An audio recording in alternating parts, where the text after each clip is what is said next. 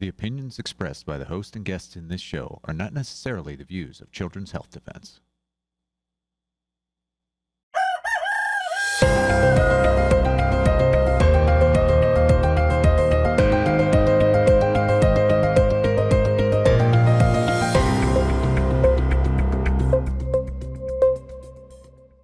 Good morning, CHD. It is Sunday, the 19th of April, 2026. Welcome to This Week with Mary Holland, President of Children's Health Defense, and myself, Polly Tommy. And our first article, Mary, is Jill Erzan in The Defender. Children's Health Defense attorney unpacks two high-profile vaccine lawsuits.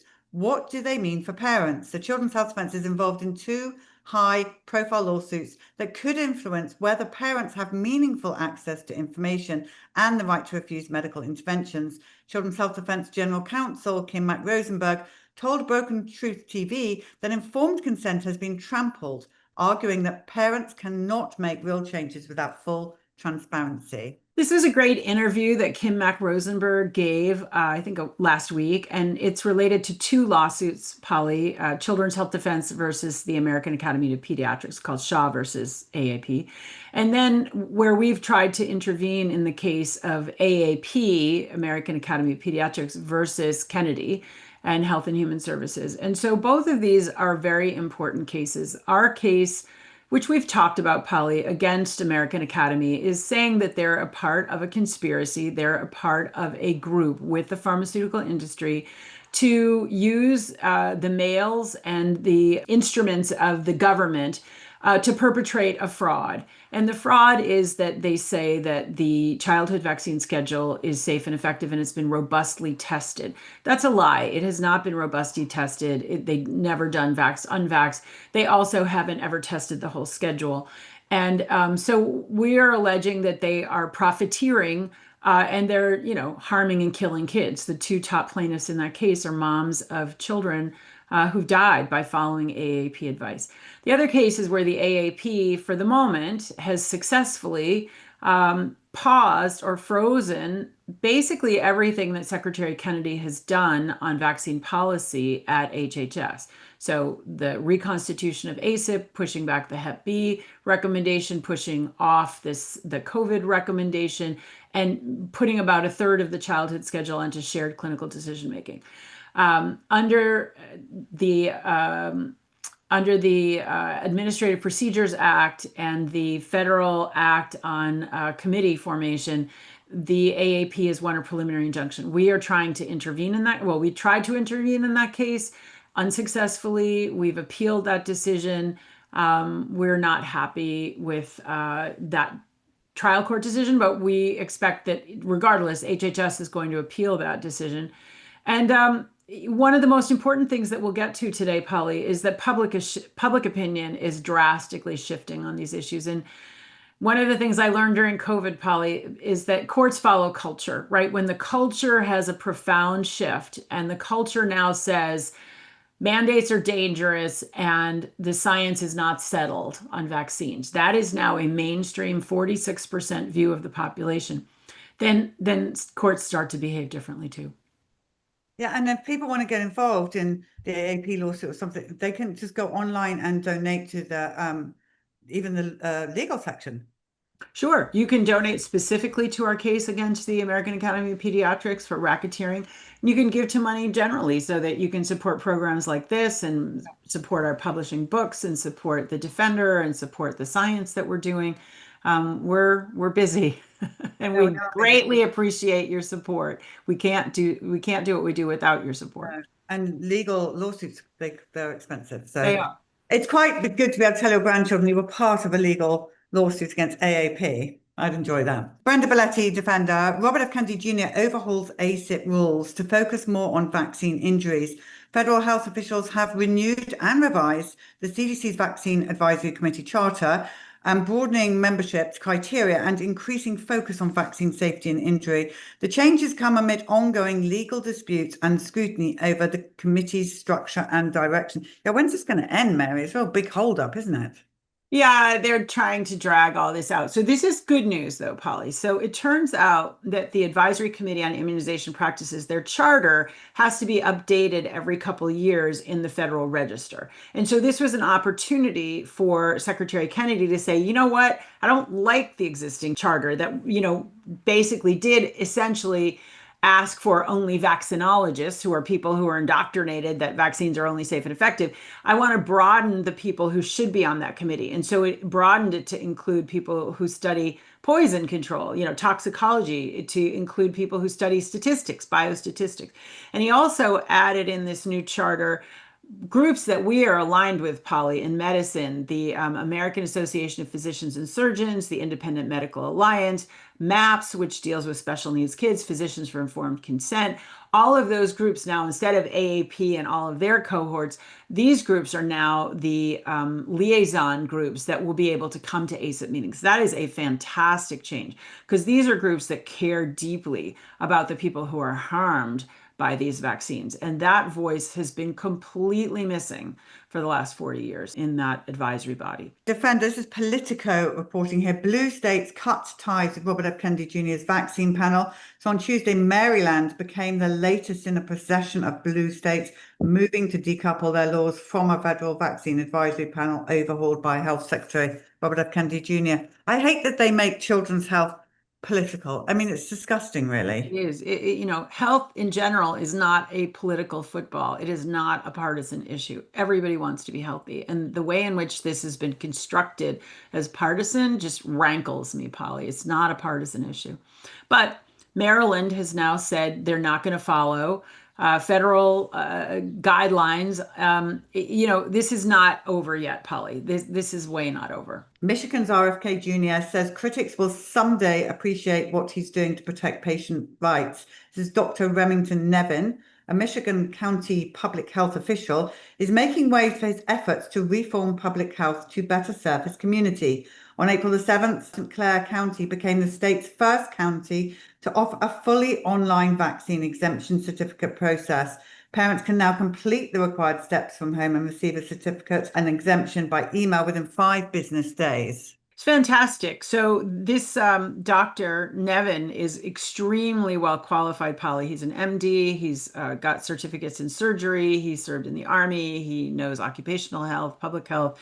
And he, basically frames this is an issue of liberty versus safety, and that our adversaries often couch what they say in this veneer of scientific authority. And so he's calling them on it, and he's really changing things in this county in Michigan. And I love what he says at the end. He says, I'm just getting started. So this is exciting. Yeah, it is. Okay, again, Suzanne Burdick and the Defender. Elon Musk reveals COVID vaccine injury after former Pfizer official admits shots likely killed tens of thousands in Germany. So this is an ex-post that went viral. Elon Musk said he felt like he was dying and almost went to the hospital after taking his second COVID-19 vaccine. Musk was responding to an ex-post about Dr. Helmut Sters, Pfizer's former chief toxicologist, admitted during a German COVID-19 inquiry that an estimated 60,000 Germans died from Pfizer's COVID-19 vaccine. Wow. Well, good for Elon Musk. He has a big Twitter following, obviously, or X following. He bought it. So he has millions of people. So this is reaching people, Polly, and that's great. He did this in response to this statement by Dr. Helmut Sters, who worked as Pfizer's chief poison expert, right? Toxicologist. And Dr. Stur's book, Vaccine Mania, that's available in German, is coming out in English through CHD's imprint with Skyhorse Publishing. So I'm very excited that that book is going to be coming out soon. But what he says is, there's no question this shot should already have been withdrawn years ago. They didn't do proper testing on it for the fact that it could cause cancer, carcinogenicity. They didn't test for the impacts on pregnancy.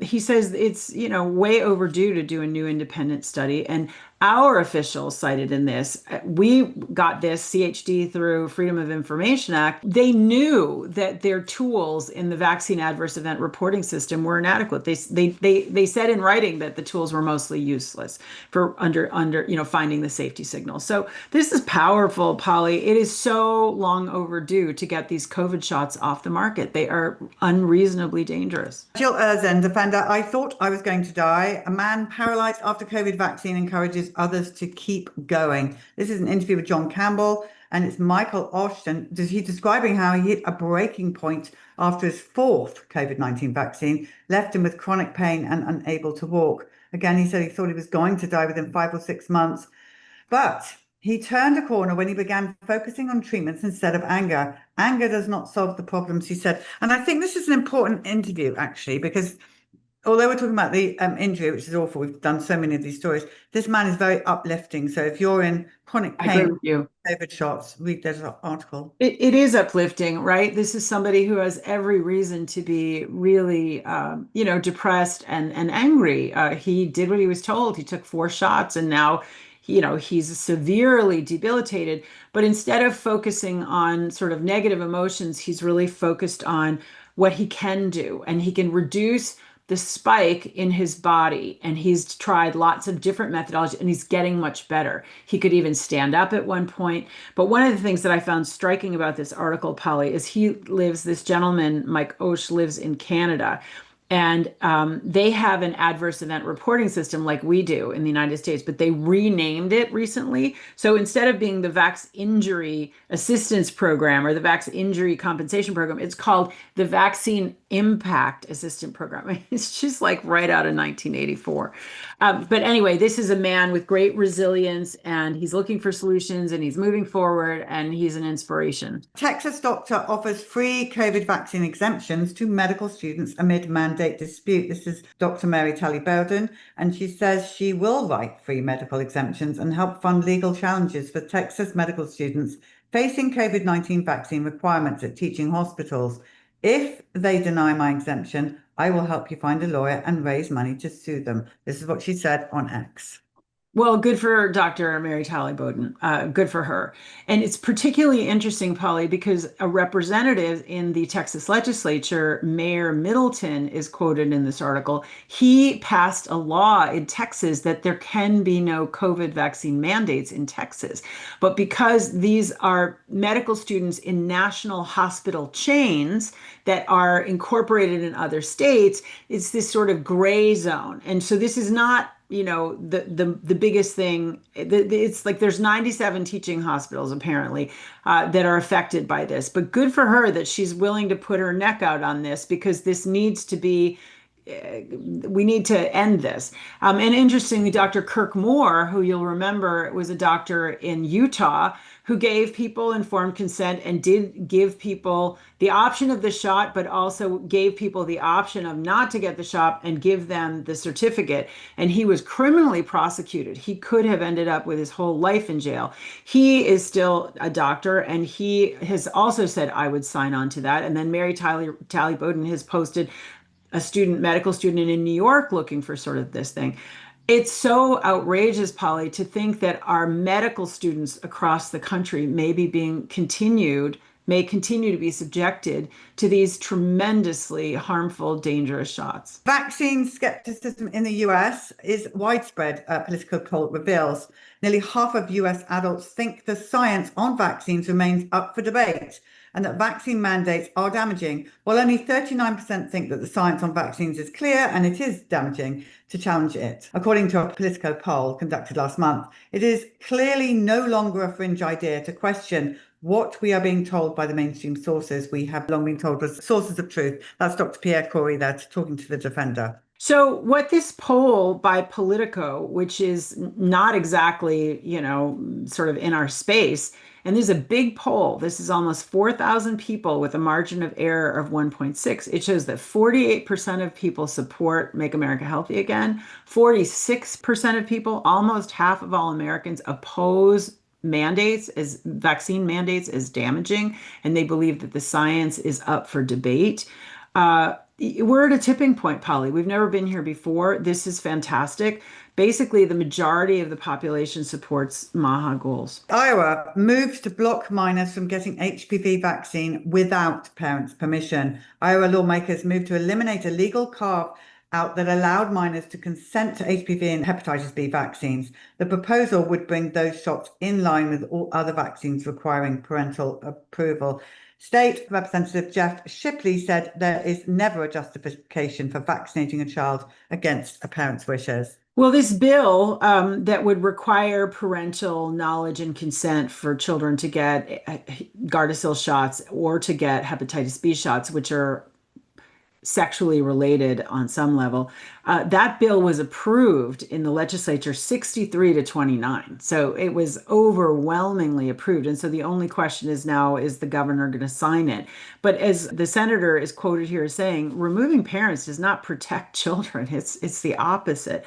Nobody cares for children more than their own parents. There are rare exceptions, but you don't want to disenfranchise parents. But there are people who oppose the bill who say that it's a pro-cancer bill. I think you and I know better on that, Polly, unfortunately. Maybe you think this is a laughable article, but it's also actually worrying, I think. So here it is. It's in the Independent. They reported on this. And the headline here is, what on earth is vaccine beer and could it possibly work? A new experimental vaccine aims to fight fear of needles and the vaccine themselves. One day you could get immunized by downing an ice cold beer, according to the National Cancer Institute virologist Chris Buck. Working independently of the agency, he has brewed a cloudy ale that he says can fight animal-based viruses that are particularly dangerous in people with compromised immune systems. And drinking the beer made with the vaccine yeast, he says, has worked. We've looked at stories where they talk about they're going to do vaccines through needle patches. They're going to have, they're going to have chips inside of our wrists. They're going to have these, drink the vaccine. We'll see. To me, what's most disturbing here is this is the scientist who's under the National Institutes of Health. He's developing this company on the side. It's just. Yeah. Anyway, watch your beers, everybody. No, we're not there yet.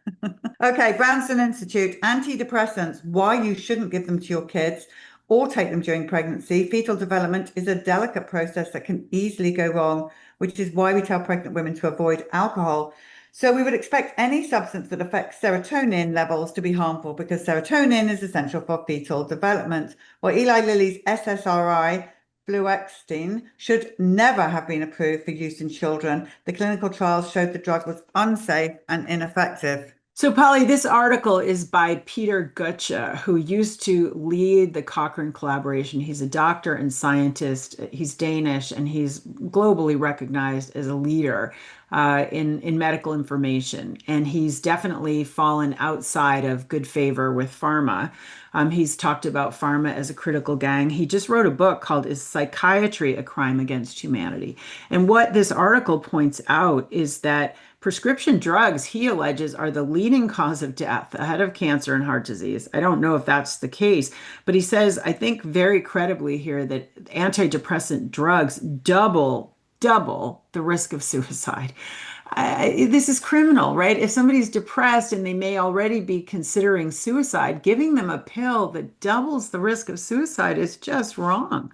And that's what he's fighting against. So thank you, Peter. Drug makers failing to make clinical trial results public, FDA says.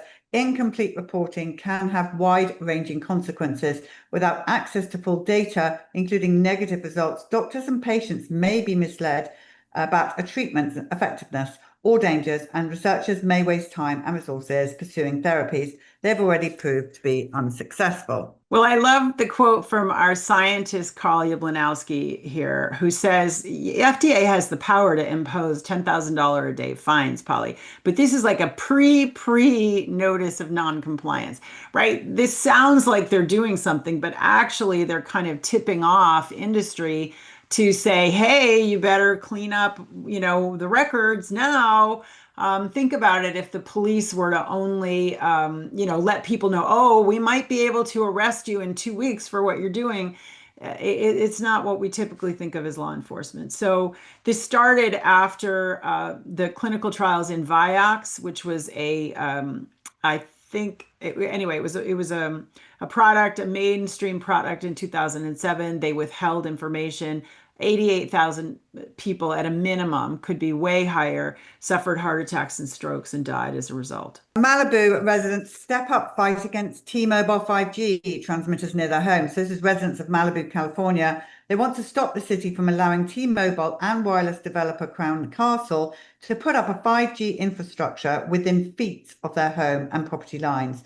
We want decisions that affect our homes, our health, and our environment to be made openly, lawfully, and with real public input, not rushed through behind the scenes or shaped by corporate pressure.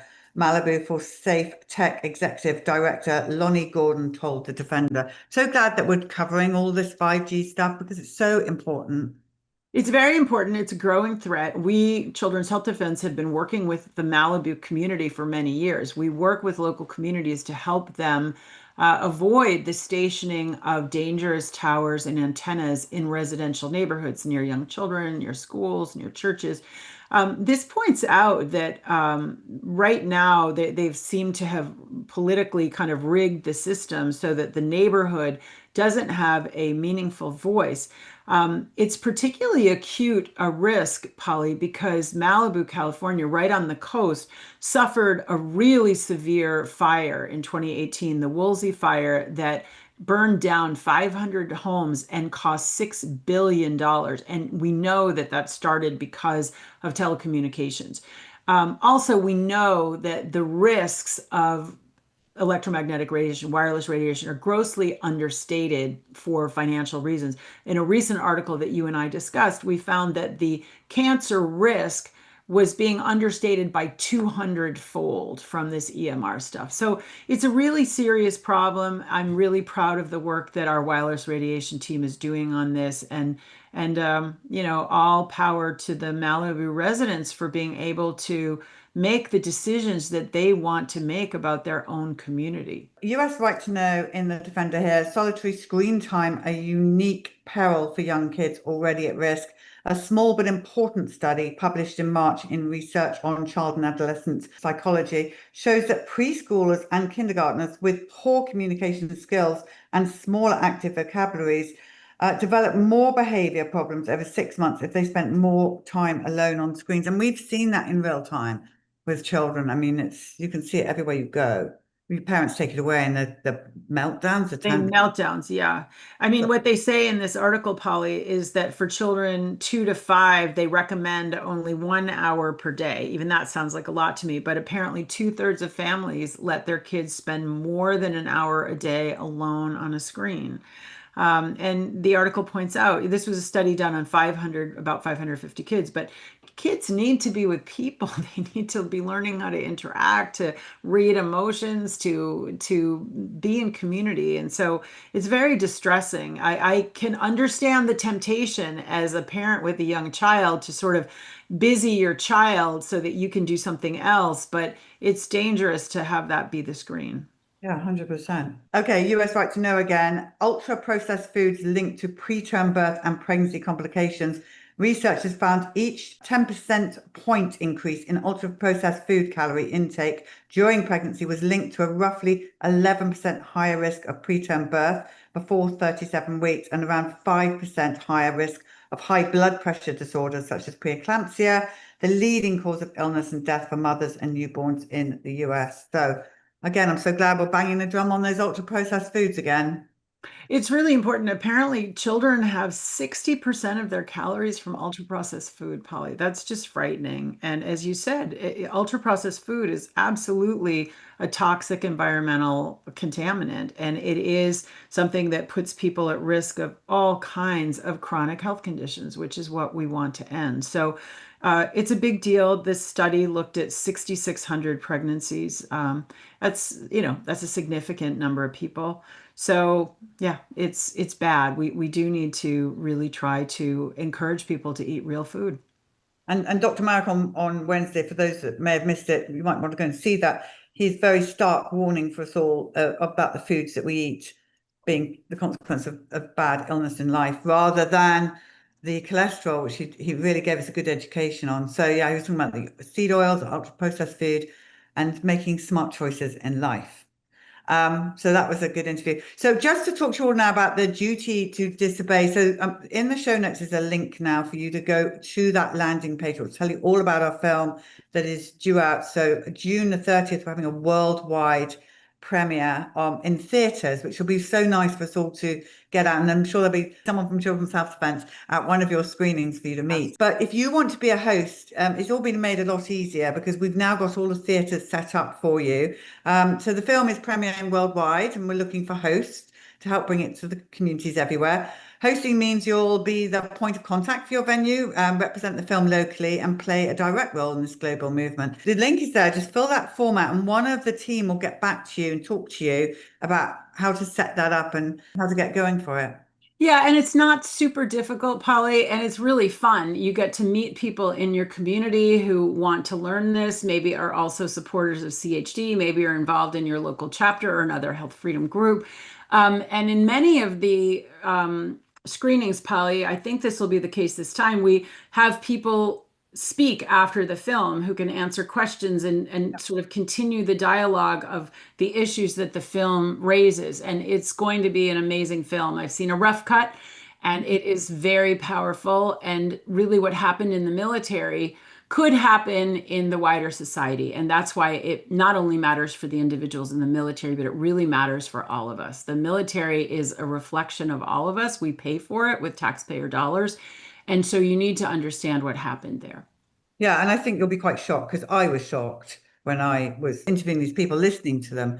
It's another level of education, very important. Right, tomorrow on Good Morning CHD TV, we have Dr. Suzanne Humphreys. So we're going to be playing part 1 tomorrow and part 2 on Wednesday because she's done such a deep dive into meningitis versus the meningitis vaccine that you're going to really want to learn this. So first of all, you're going to get a science lesson. So if you've got homeschooled children, you might want them to come and watch this show tomorrow because tomorrow she's going to talk about what is meningitis, and she goes deep into that and the history of it. And then on Wednesday, she talks about having meningitis versus a shot. So I'm sure you can all imagine the outcome. But the point is, it's just knowledge is key. I have to tell you, Polly, in New York, the meningitis vaccine is required for 7th graders. I literally got a call yesterday of a perfectly healthy 7th grader who's now in a wheelchair, who's severely injured from a meningitis shot. So it's very timely. Good. Okay, so tomorrow morning, Dr. Suzanne Humphreys on Good Morning CHD. I know you all love having her on there. So that's very exciting. But Mary, safe travels. Mary, next week will be reporting from somewhere in Europe. That's right. I will be reporting from Europe. Yes, I am going overseas with my dear colleague, Brian Hooker, our Chief Science Officer, and we will be speaking in Italy, France, Belgium, and Switzerland. So it should be very interesting. Very exciting. Well, have a good trip, and we will see. We'll miss you. We'll see you when you get back. And to our viewers, pray big, stand firm, never settle, and we'll see you tomorrow morning. Bye, everybody. Okay, now I'm delighted to be joined by Isabella Yon, and she's going to be talking to us about Children's Health Defence's new movie, Duty to Disobey. Welcome. Good morning, Isabella. Hi, good morning. Thank you so much for having me on. We are so thrilled to be bringing Duty to Disobey worldwide on Tuesday, June 30th for our worldwide premiere. And we would love for everyone's help to help bring this film to your specific community. So if you email me, I'm sure we can pop it up below, but it's bella@tommyburrowsproductions.com, and I will send you a host kit, which explains in detail how you can source a venue very simply in your community, and then email me with the venue options, and we do all the contacting, booking, and then set up a ticketing page so you can share that with your community. We're really, really excited. We have this already in several different countries across the world, and of course, lots of locations in America. And you can also check the status of movie screenings near you by going to dutytodisobeyfilm.com. We have a little interactive map there. You can see if there's a screening near you and purchase your tickets if you don't want to be a host. And if you don't see your location, that might be a sign that you should sign up to host in your location. Yeah, and you know what's really exciting about this, I think, is that it's a chance for us all to get together in our areas with like-minded people. So, you know, I mean, you can do things like potentially have an after party or somewhere where you can all just group together and chat and discuss the movie afterwards, because it's a very powerful movie, and it's important as well. I mean, you are a military wife as well, so you know the importance, don't you, of the military? Yeah, absolutely. It's really, really powerful. It really hones in on just how disgusting our military members were treated during kind of the COVID regime. And, we encourage you also to, even if you're not military and think that this may not apply to you, it does. There are so many people going through this. I know that the firefighters and the police and everyone were also dealing with a very similar discrimination during COVID. And so it's a really powerful film for everybody to view, not just military. And like Polly mentioned, it's a really great way to just gather with your community, meet new people, get them involved in the work that we're doing here at CHD. So yeah, really, really excited. I think it's going to be a very powerful event.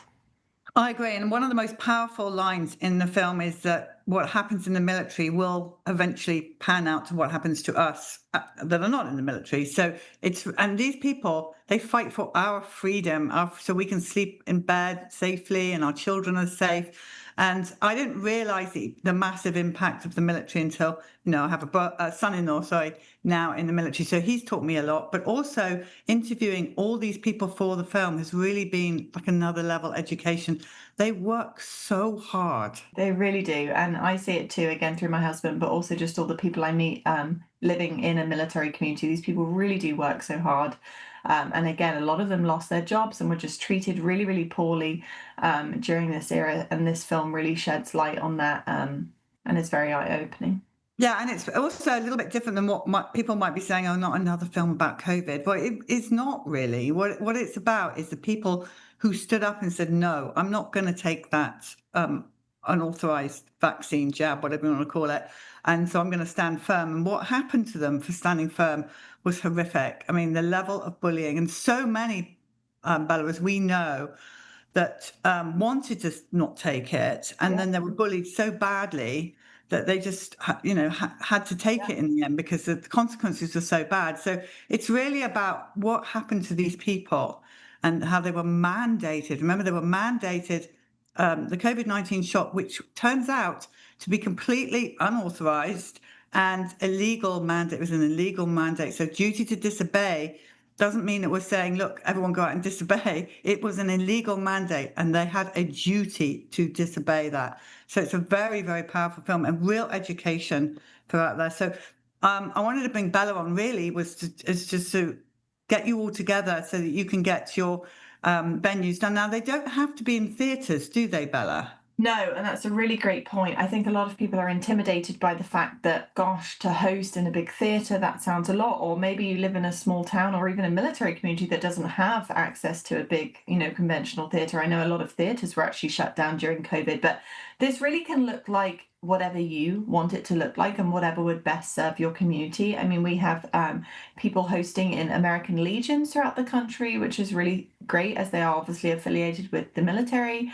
Yes, there are some in independent theatres. We've also got chiropractors hosting in their offices, town halls. I mean, really, it's whatever again would serve your community. It can be as small as 25 people at your screening to we have screenings with 300 to 400 people. So again, it can look very different wherever you are. There's no very strict of what it should look like, and we're just interested in getting this film to be seen as many people as possible. So please just message me if you have questions, if you're unsure if a venue would work.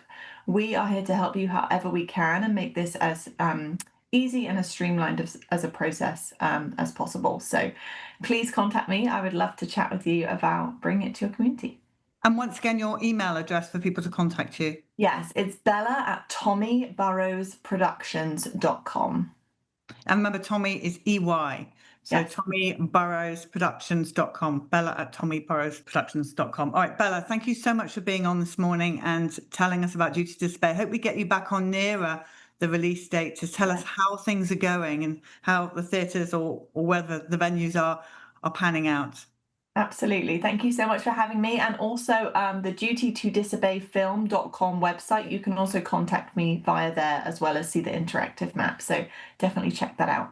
Thanks. Yeah, and I think, yes, you can sign up as well for alerts on how the film's going and stuff like that. So make sure you sign up. It's completely free for you to do that. So thank you, Bella, for being on this morning. And we look forward to Mothers-to-Be coming back very soon. Absolutely. Yes, excited for it. Thanks so much. Okay, bye. Bye.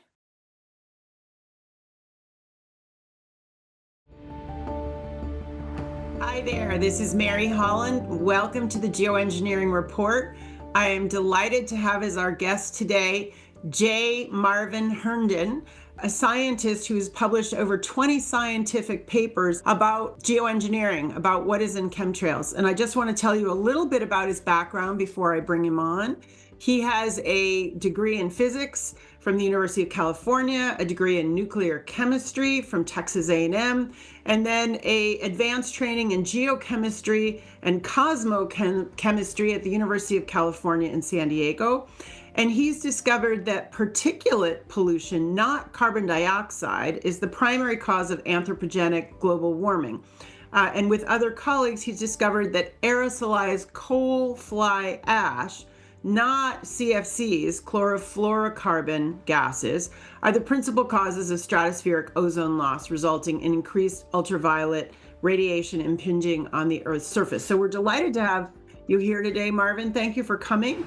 And in particular, we wanted to take a look at a paper that you published in 2016 that was retracted, Evidence of Coal Fly Ash Toxic Chemical Geoengineering in the Troposphere, Consequences for Public Health. But let's start, if you would, by just telling our audience, what does it mean to be a geophysicist? What is that? And most of us aren't really familiar. Well, it's an artificial construct. Supposedly, it's about the physics of planet Earth.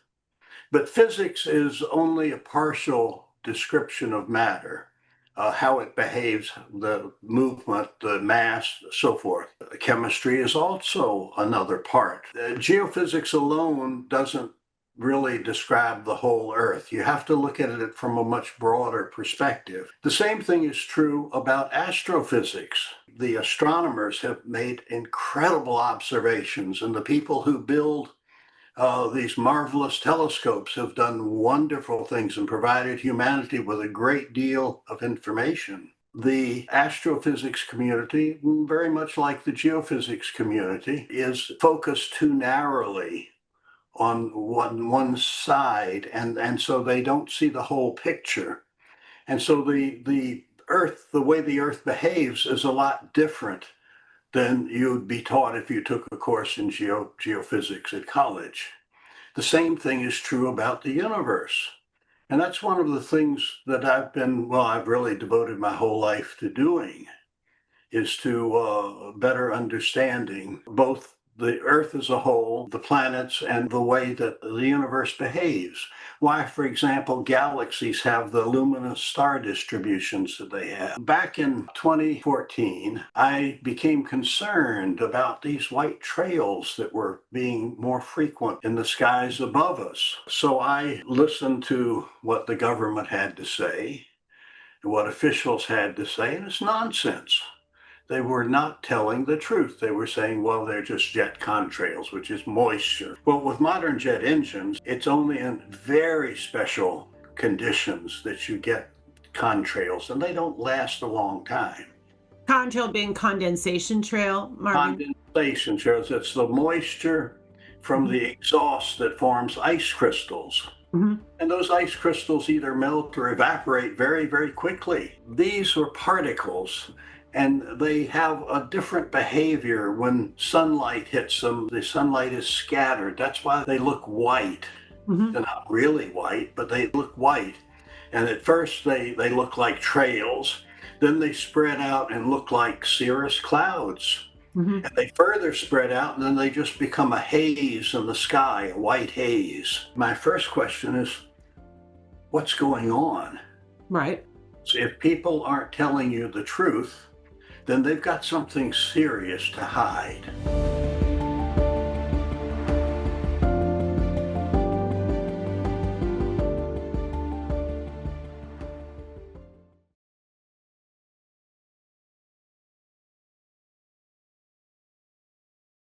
This is a story about you and your son. So let's start with your injury. What happened to you? So I was pregnant, and my fiance and I decided to move to Ohio State with his dad in Columbus. And he was a big fan of Ohio State University. So we chose that as the hospital that we were going to birth at since I was pregnant. And we began our visits there, and I found that there was a study for pregnant women, a flu shot study. And so I decided, because I was struggling and I needed some money, that I would do the flu shot study.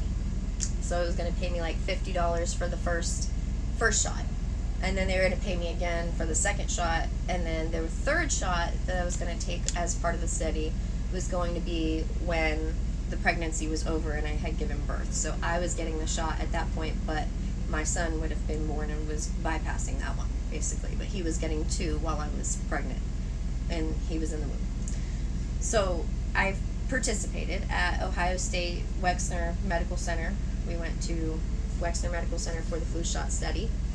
I did not realize I was vaccine injured until 2016. 2016, I realized that I was vaccine injured, and that was right around the same time I realized that my son was also vaccine injured. So it didn't really make sense until after the fact, the injury that I experienced. The injury that I experienced was a large lump underneath of my arm here, and it had started to protrude and was very red and hot, and it would hurt, like so painful. And then something would eventually leak out and start coming out, which was also painful. And then there was this just stuff that would leak out, so I would have to be like at home. I couldn't be out in public. What kind of stuff, like a clear fluid? It was not like it wasn't clear. It was a fluid, like a pus of some sort, and it would once it came out, it left a giant hole in my skin, and it was very uncomfortable. It was nerve-wracking. I couldn't wear certain tops. I couldn't, it was hot in the summer, and I couldn't wear certain tops because of it, because it made me self-conscious. So there was also a rash that began, and I'm still experiencing the rash. And I started putting... Let's have a look. Give me a hand. Let's have a look closer up.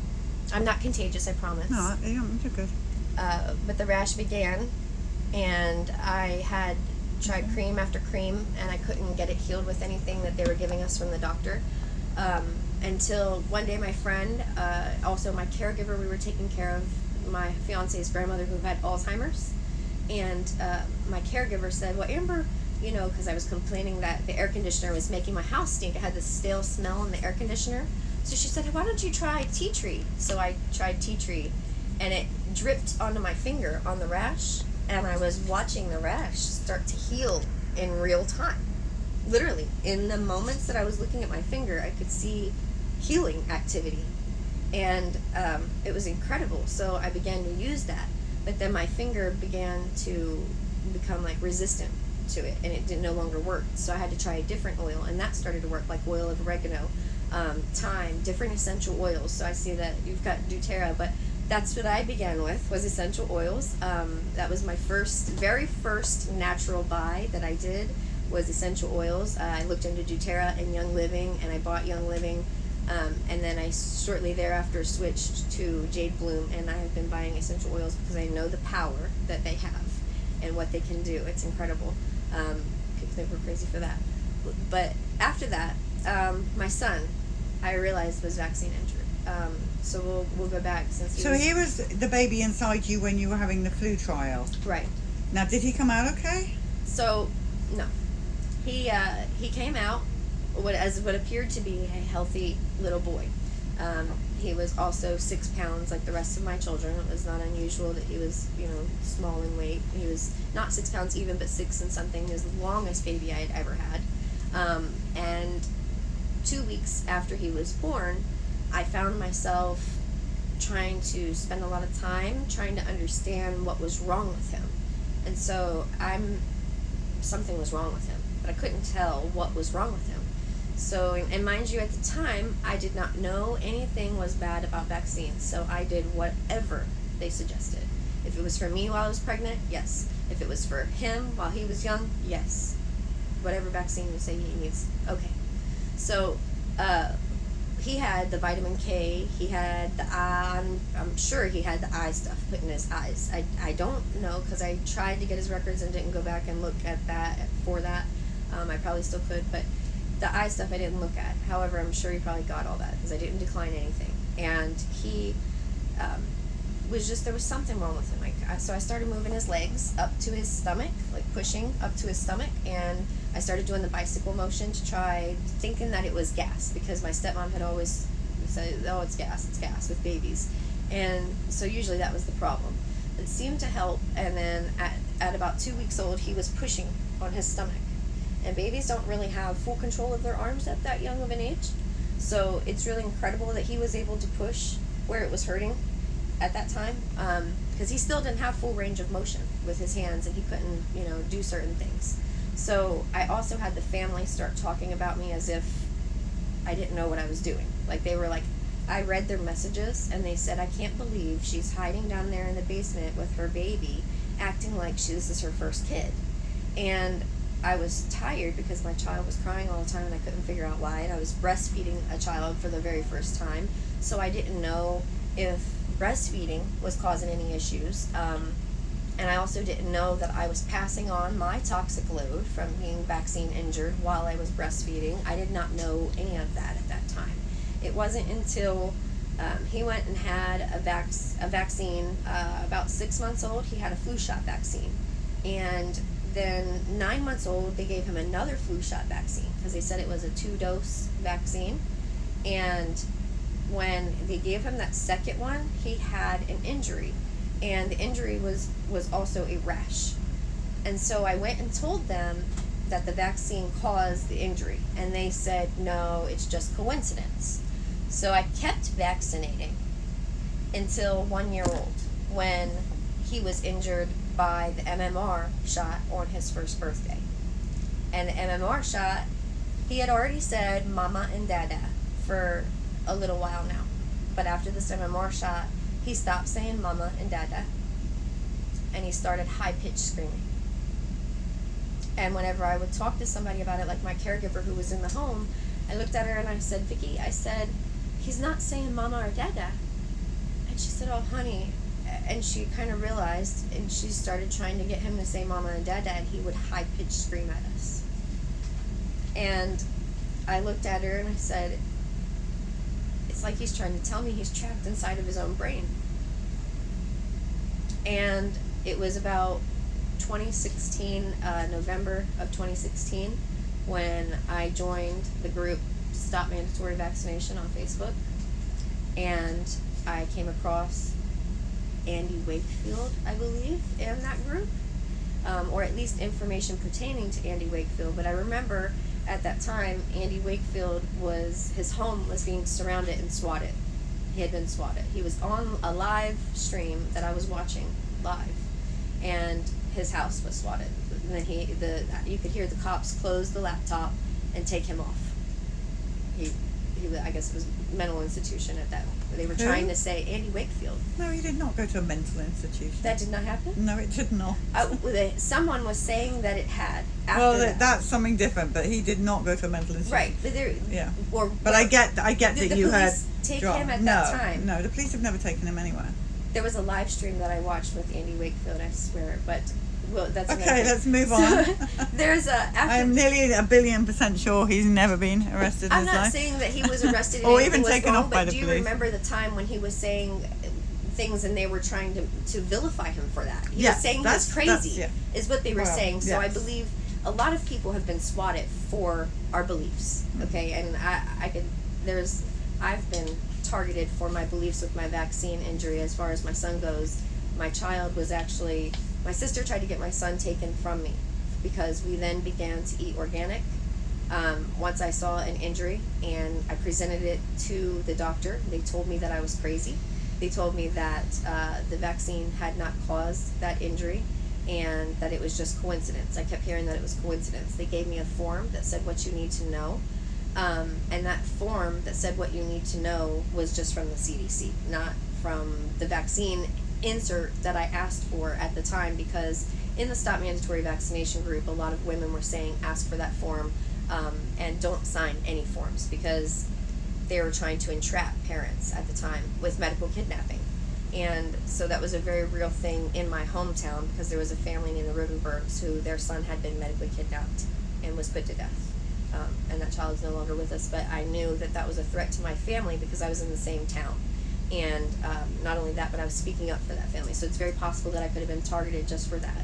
So I decided that because of the vaccine injury and because I was now defying medical advice, right, getting the vaccines, I was fired from our pediatrician for refusing vaccines, and I was told that if I didn't catch him up on all vaccines by the time he had, been 18 months, we would be rejected from the practice.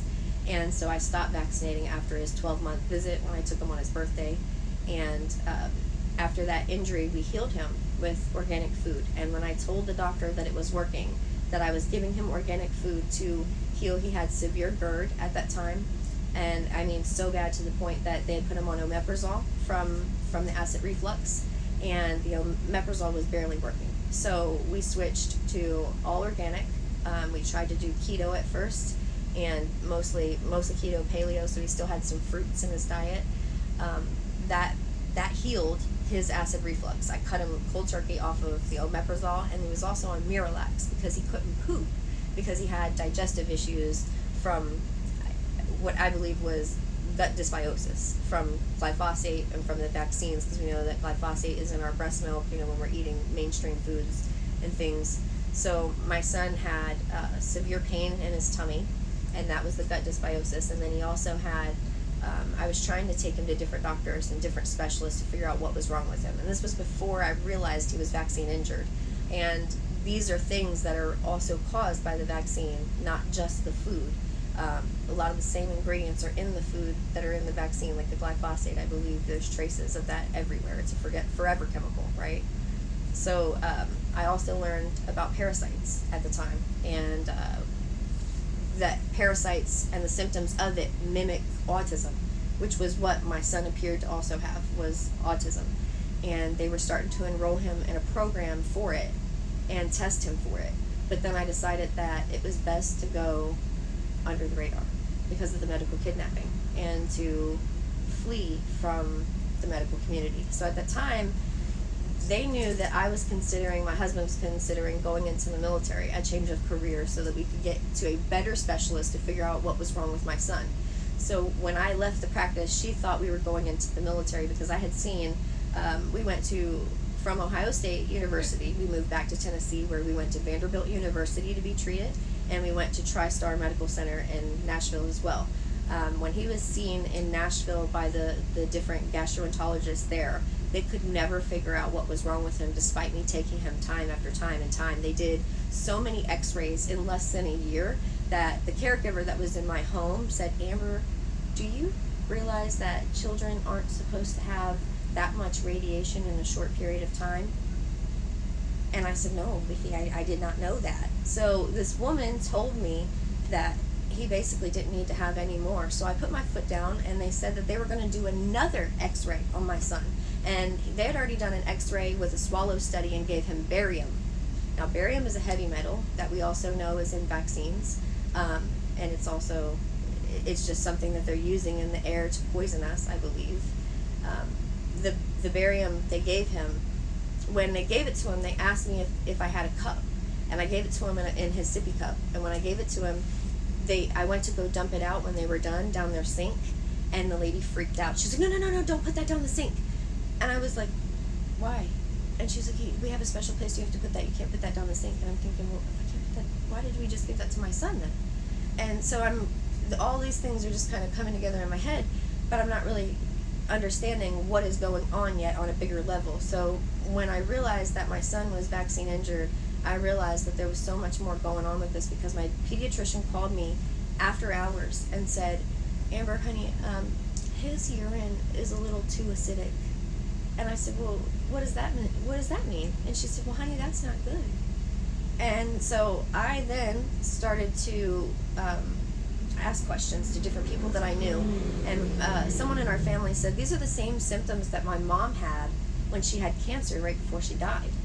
And I said, "You're joking, right?" And they said, "No." And she told me to eat papayas and mangoes and things like that for it, to get my son to eat that. So I started researching. And I asked different people who I knew who had ate organic. I said, what's the deal? What's going on? What do I need to do? And they said, follow the page March Against Monsanto. So I followed March Against Monsanto, and I started reading all of these different memes and things that told you about the benefits of papaya, the benefits of mangoes, the benefits of blueberries. And I started realizing that food was my way to healing. And it wasn't just food, but I had also discovered other mothers who were using high-dose vitamin C to recover their children, so from vaccine injury. So I started to do high-dose vitamin C in conjunction with an all-organic diet, and I saw so much improvement in my son after he lost all of his words. Now, it took me until he was 2 years old, and so we moved from Tennessee, and my sister called me, and she wanted me to come to Washington State, where she lived, to help her get healthy, like she had saw me do with my son, because they saw my progress on Facebook.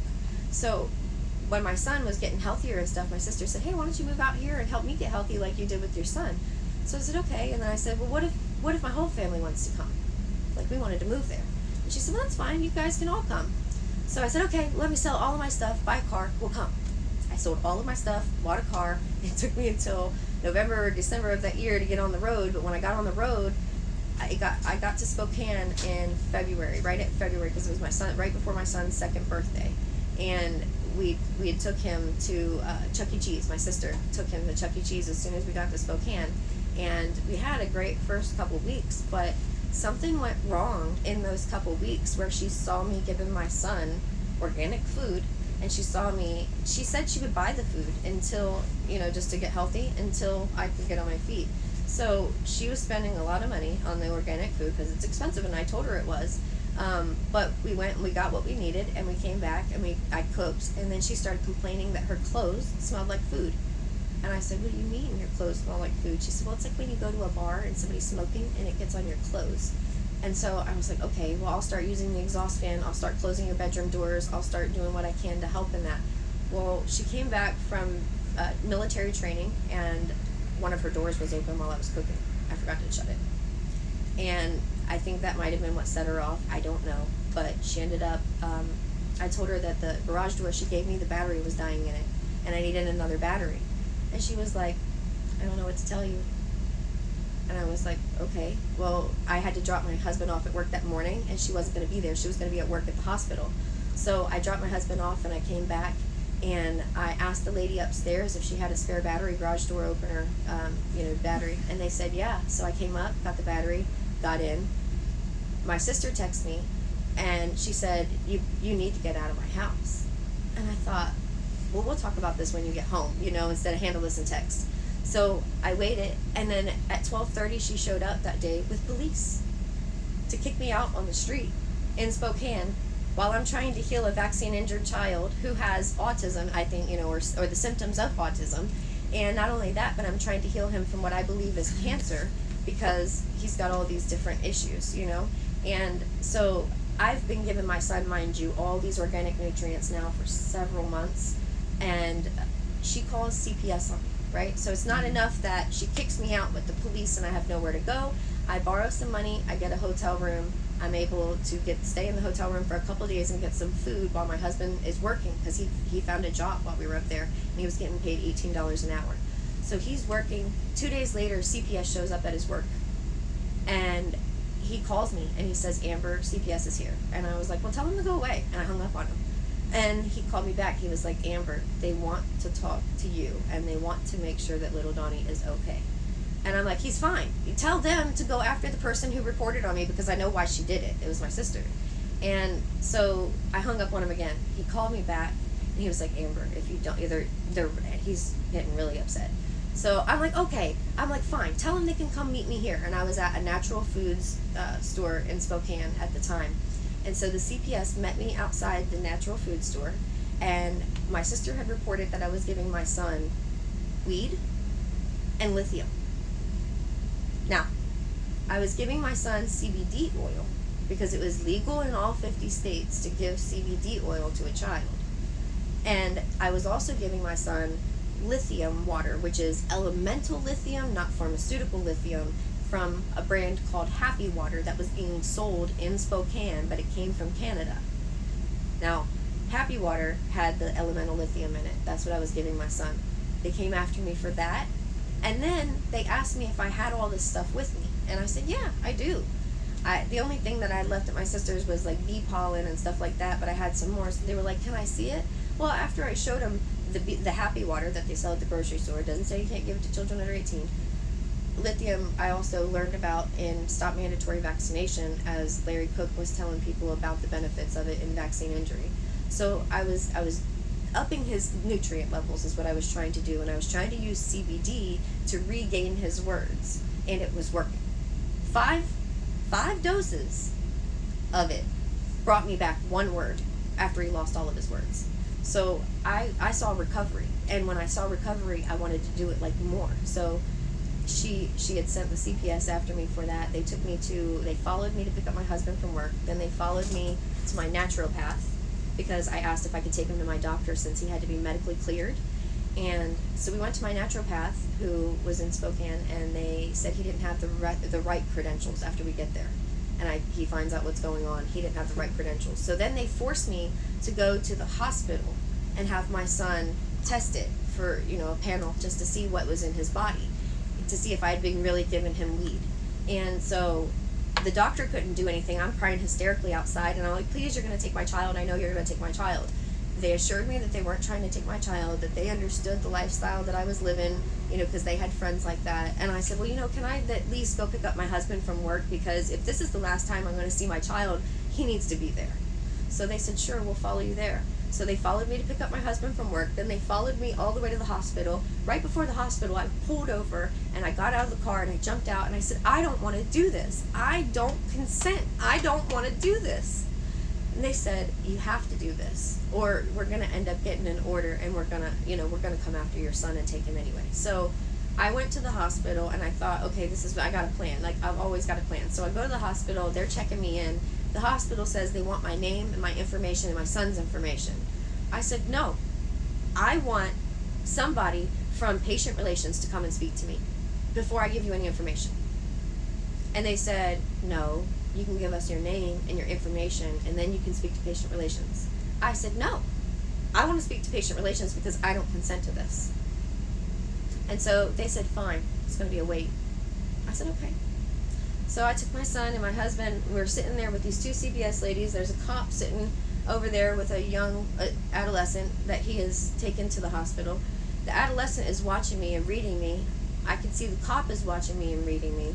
I'm having to play with my son to keep him, because, mind you, he's vaccine injured. So anytime now that he has been around any other germs or any other sicknesses, illnesses, he picks it up immediately because he has a compromised immune system. So I was trying to keep my son from playing with toys in the hospital and touching everything in the hospital. So I had to throw him up in the air, keep him happy, I was doing everything high energy for 45 minutes to an hour before they let somebody come out. And when they come and got me, they took me into the back, and they first took the CPS lady, then they came back and got me. When they came back and got me, they didn't ask me to sign any paperwork or do anything. They were just trying to convince me to let my son do this. And meanwhile, I have a backpack with me and I have snacks, and I'm trying to feed my son snacks, but because he's immune compromised, he was already starting to get sick. I could see he was starting to come down with a cold, so I'm also trying to help him and coddle him. Well, I just finally said, whatever, he's sick, I need to take care of him, let's just get this done and over with. So they took my son to a room. They took this little thing and put it on his pee-pee to catch his pee, put a diaper back over it, waited till he peed, got his urine. Once they got his urine, the CPS looked at me and said, you've done your part. They were like, we're going to go ahead and go, because by this time it was nearing the end of the day for them, 4 p.m., 5 p.m., so they needed to go home. So they left, and at that point, I knew that was my chance to get up and leave and to take my son and go. So I've kept my son in my arms this whole time, and I've never let him go, and they didn't take him from me. So after I've given them the pee, I walked up and left, and the hospital tried to stop me and said, you can't leave yet. And I said, yes, I can. CPS said I can go. I said, so I'm out of here. I was like, you ain't got no papers on me. You ain't got nothing. I didn't sign anything. So I walked out knowing that I didn't consent to that. The next day, my husband went down to get the copy of the toxicology report. And the only reason he was able to get the copy is because they share the same exact name. Otherwise, he wouldn't have been able to get it because we didn't sign anything. So he got the copy of the toxicology, and we took it straight to our naturopath. Our naturopath read it and said there was no weed in his system. CBD does not have THC in it. That's what they were looking for. And they also showed that his nutrient levels were low. He was low on lithium. but I was bringing it up with the lithium water. So I was now persecuted for our belief in not vaccinating and eating organic. And it wasn't just the medical community, but it was my own family and my own friends. I've been ostracized for this. I've been deleted from Facebook. I have 2 children that have been taken away from me and kept from me. And now my pictures on Facebook, everything is gone. Any pictures I had of my children that were taken away from me, I no longer have, because the CIA shut that down when they censored all of us it was vaccine information. Anytime I would post about parasites, or if I would post about things that were in the vaccines, I would get banned on Facebook. I would get censored. I got my Instagram shut down, my Twitter shut down, my Facebook, everything. I can't make any new accounts. How is your son doing today? He's fully recovered. That's great. How old is he? He's 7, going on 8. Okay, good. And we now have an unvaccinated child who is almost 3. And I'll be damned if anybody ever makes me give him a vaccine. Ever again. We're never, ever taking another vaccine. And I'll die for the truth.